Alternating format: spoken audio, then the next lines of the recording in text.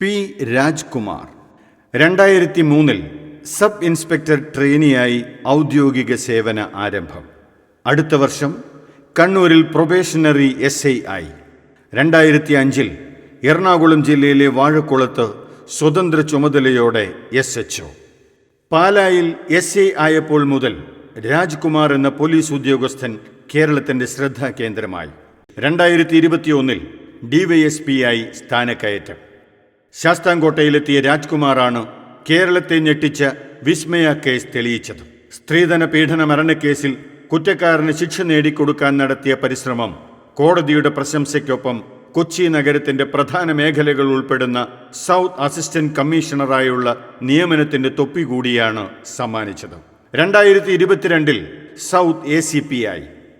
ഇതൊക്കെയാണെങ്കിലും രാജ്കുമാർ എന്ന പോലീസ് ഉദ്യോഗസ്ഥനെ വേറിട്ട് നിർത്തുന്നത് പോലീസിനെ ജനങ്ങളോട് അടുപ്പിക്കാനായി ആവിഷ്കരിച്ച വിവിധ കർമ്മ പദ്ധതികളാണ്. കുറ്റാന്വേഷണത്തിലെ മികവിന് കേന്ദ്ര ആഭ്യന്തരമന്ത്രിയുടെ മെഡലും വിശിഷ്ട സേവനത്തിനുള്ള മുഖ്യമന്ത്രിയുടെ അവാർഡും ലഭിച്ചിട്ടുണ്ട് ഇദ്ദേഹത്തിന്.